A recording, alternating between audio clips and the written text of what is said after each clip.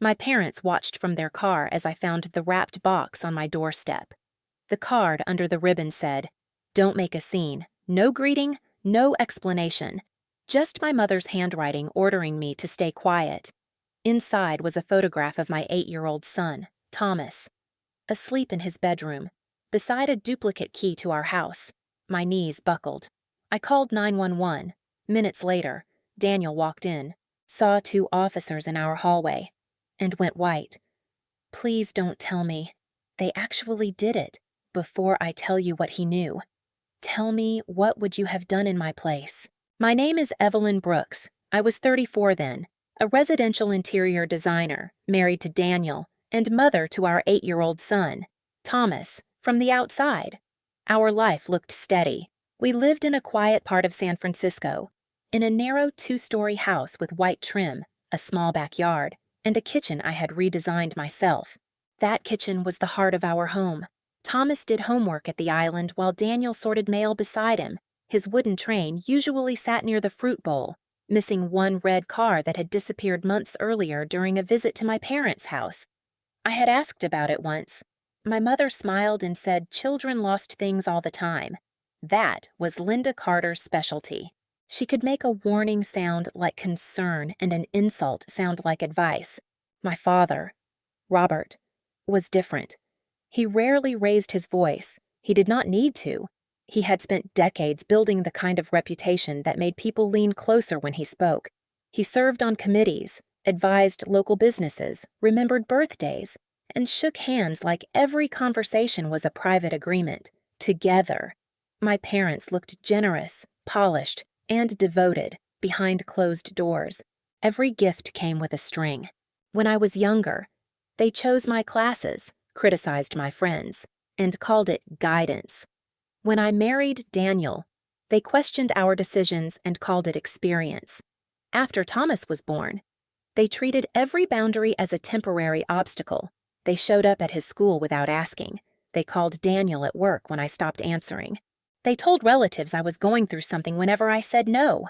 4 months before the box appeared, I cut contact after Linda tried to remove Thomas from an after-school program without our permission.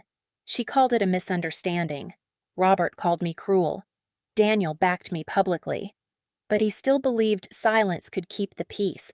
Standing in our entryway that Thursday night, I learned how expensive that silence had become. Officer Miguel Torres pulled on gloves and examined the box.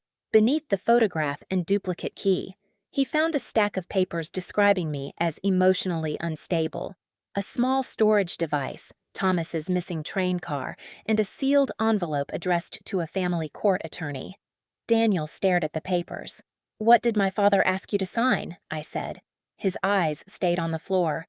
3 weeks ago, Robert came to my office, he said. He wanted me to approve a temporary guardianship plan. For Thomas, Daniel nodded. "And you didn't tell me. I thought I shut it down." The room seemed to tighten around my ribs. Then Officer Torres looked toward our kitchen and asked, "Did your parents ever have access to the back door Daniel and I turned at the same time?" The lock had never been changed after Robert repaired it the previous summer. In that instant, the key stopped looking like a threat. It looked like proof. Officer Torres asked us to wait while he and the second officer checked near the back door. The house was suddenly too quiet. I heard the vent humming and the clock ticking over the stove. Daniel stood beside me, but the space between us felt wider than the room. "You should have told me," I whispered. "I know." "No. You thought you knew what I could handle." He opened his mouth, then closed it, minutes later. Torres called us into the kitchen. He pointed toward the smoke detector. "That wasn't installed by your alarm company, was it?" Daniel looked up.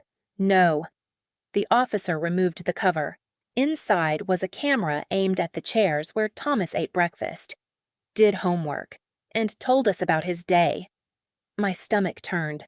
A second device was found behind the hallway vent near Thomas's bedroom. It was not connected to our network. It stored footage inside, which meant someone planned to return and collect it. I stared at the vent until the edges blurred. Thomas had walked past it in pajamas. He had cried there after nightmares. I had knelt there to tie his shoes. Someone had turned ordinary moments into evidence. Torres opened the photographs. One showed Thomas asleep beneath his navy blanket. Another showed him eating cereal at the kitchen island. The third had been taken through the fence outside his school. In the glass behind him, part of a man's face appeared. I had never seen him before. The papers were worse because they sounded calm. They said I missed medical appointments, left Thomas unsupervised, drank too much, and had unpredictable emotional episodes. None of it was true. A rescheduled dentist visit became medical neglect. 10 minutes waiting for a babysitter became abandonment. A birthday toast became a substance concern. One page carried Daniel's signature. "That's not mine," he said. Another looked like a professional evaluation written by someone I had never met. It recommended removing Thomas before my behavior caused a crisis. Then I remembered the school fundraiser 2 weeks earlier. Linda had appeared without warning, wearing pale pink and carrying cookies for Thomas's class. She hugged me in front of everyone and kept asking Daniel to help with boxes near the gym. At the time, I thought she wanted an audience. Now I saw the distraction. While she held us there, someone could have entered our house through the back door. Torres told us to leave for the night. Thomas was at a supervised birthday dinner. So Daniel called his sister, Emily, to pick him up, as we packed. The second officer emerged holding one more item. It was labeled with my name and the week Thomas was born. That was when I understood this had not started with the box. The box was only the first time my parents wanted me to know. Emily's guest room smelled of laundry soap and cedar. Thomas slept beneath a quilt with one sock missing. We told him there was a safety problem and that we needed to stay somewhere else. He accepted that until breakfast. "Do Grandma and Grandpa know where we are?" he asked. His spoon stopped halfway to his mouth. I looked at Daniel. That question hurt more than the papers in the box. Linda had planted herself so deeply into Thomas's routine that he assumed she should know where he slept. "No," I said. "And they are not supposed to."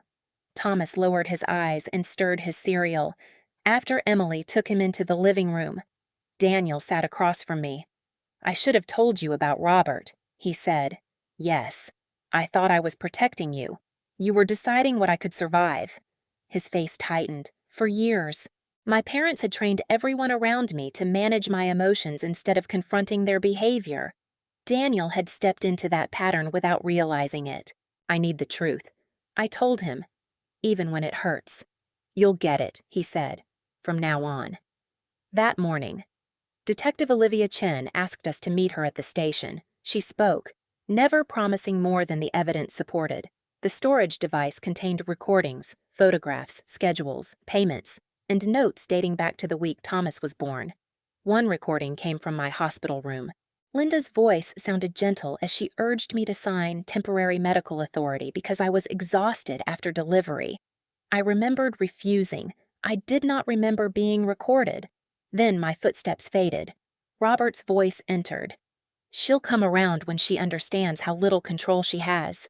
The room went cold. For years, I told myself my parents became controlling after Thomas was born. The recordings proved they had expanded a system that already worked on me. There were copies of Daniel's work schedule, Thomas's school calendar, and notes about private arguments inside our home. Ordinary moments had been rewritten as warnings. Detective Chen told us Robert had already contacted the department. He claimed the box was a family archive and accused me of turning a disagreement into a crisis. He had not asked whether Thomas was safe. He had moved straight to controlling the story. That afternoon, Attorney Rachel Adams examined the papers. The professional letter used real credentials with the wrong name. The notary stamp had been reported missing. Daniel's signature appeared copied from an agreement. Rachel placed a no-contact notice in front of me.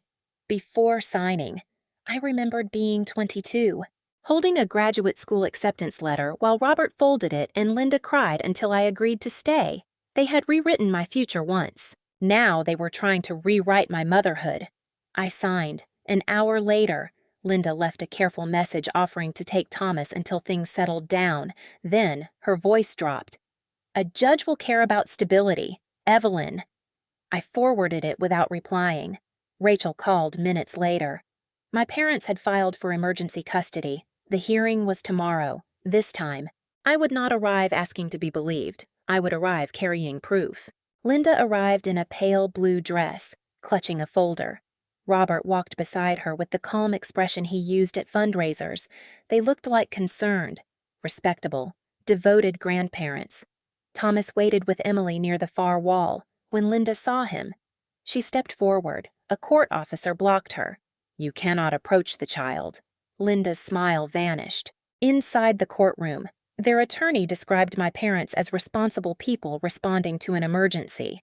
He called the box a clumsy attempt to return family records. The duplicate key, he said, was an old spare. The photographs were proof of concern, not surveillance. Then he said the police came because I had become irrational. Rachel stood. She placed 2 photographs before the judge.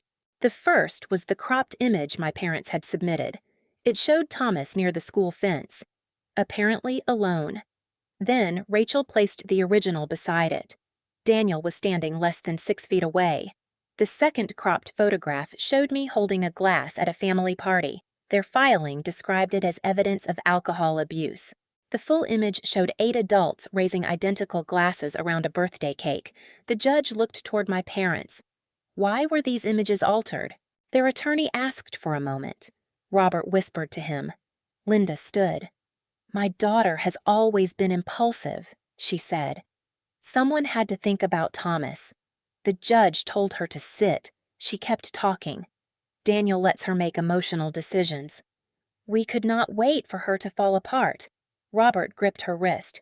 "Stop," he muttered. Rachel turned toward Linda. "Did you authorize anyone to enter Evelyn's home?" Their attorney objected. The judge allowed a limited answer. Linda looked directly at me. "A mother does what is necessary when her daughter refuses help." The room went still. It was not a full confession. It was worse. It showed the judge that Linda believed my home, marriage, and son were hers to manage. Rachel played the voicemail. "A judge will care about stability. Evelyn." Then he denied their emergency request. He barred Robert and Linda from contacting Thomas, approaching his school, or entering our property. He also referred the questionable documents to fraud investigators. Outside the courtroom, Robert dropped his polished voice. "You have no idea what you started," he said. "People know us. They know what kind of daughter you are." I met his eyes. "Then let them see the evidence." Linda turned on Daniel. "You are letting her destroy this family." Daniel stepped beside me. "You destroyed it when you entered our home." Detective Chen appeared near the elevators. Robert saw her badge. For the first time. Fear crossed his face. 5 minutes later, every relative received a message from Linda claiming I had manipulated the police and suffered a breakdown. She made one mistake. Attached beneath her words was a photograph of our kitchen taken from the hidden camera. My cousin sent me a screenshot. I did not answer the family chat. I forwarded the original message to Detective Chen and Rachel. Investigators preserved the data, obtained legal access, and matched the image to the camera removed from our house. Records connected the storage account to a computer used at Robert's office. Payments led to Jason Cole. Messages showed Linda sending him our schedules. Search warrants followed. Officers recovered copied keys. Surveillance equipment, bills, drafted complaints, and binders documenting my life since high school. Jason was found outside the city 2 days later. He agreed to cooperate. He confirmed Robert paid him, and Linda created distractions while he entered our home. The following week, my parents were arrested. I did not smile. I watched the doors close behind them and realized I no longer needed their permission to trust what I knew. The case did not end with the arrests. It dragged on for more than a year. Robert changed attorneys twice. Linda requested delays, then appeared at community events telling people the stress was ruining her health. Their statements always used the same words: love, concern, family. The evidence used different words: trespass, surveillance, forgery, conspiracy. Jason testified that he entered our house more than once. Location records placed Robert nearby during 2 of those visits. Linda's messages showed her arranging errands, school events, and family invitations to keep us away. The false professional letter had been created from material stored on Robert's computer. Daniel's signature came from an old agreement. The missing notary stamp was found inside a locked sewing cabinet in my parents' house. By the time trial approached, there was nowhere left for them to hide. Robert accepted a plea agreement that included burglary, stalking, conspiracy, and forgery. He received several years in prison, followed by supervised release. Linda pleaded guilty to stalking, conspiracy, attempted court fraud, and violating the protective order. She received time in county custody, strict probation, mandatory treatment, and a long-term order forbidding contact with us. The court ordered them to repay our security costs and part of our legal expenses. Their public image collapsed almost overnight. The respectability they had polished for decades could not survive what investigators had documented.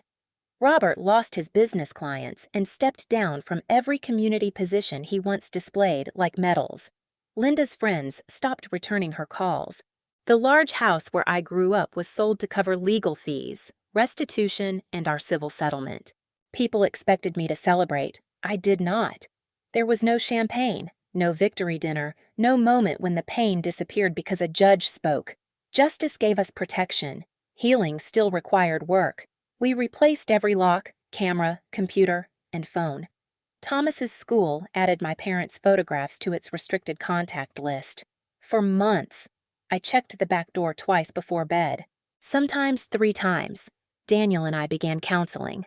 He promised never again to hide information because he thought I could not handle it. I promised to tell him when an old fear was shaping a new decision. Real support felt nothing like the fake letter my parents had used against me. It was honest, chosen, accountable. Thomas knew only what he needed to know. One evening, while I tucked him beneath his navy blanket, he asked, "Did Grandma and Grandpa love me?" I sat on the edge of his bed. "I think they felt something they called love," I said. "But love without respect can turn into possession." He stared toward the window. "I don't want anyone taking pictures of me again." That sentence stayed with me longer than any courtroom testimony. As part of the settlement, my parents had to surrender every photograph, recording, copied key, and document connected to us. There were boxes of them. Most were reviewed and destroyed. One envelope was returned to me. Inside was the graduate school acceptance letter Robert had taken from my hands when I was 22. Another record showed Linda had contacted the program pretending to be me and withdrawn my application. For a long time, I could not move. Then I applied again. I was nearly 36 when the acceptance email arrived. I read it aloud to Daniel and Thomas in our kitchen. No one interrupted me. No one folded it. No one decided what I was allowed to become. Later, I placed the old warning card beside the new acceptance letter. For the first time, my hands did not shake. I framed the warning card beside my new acceptance letter. "Don't make a scene," for most of my life.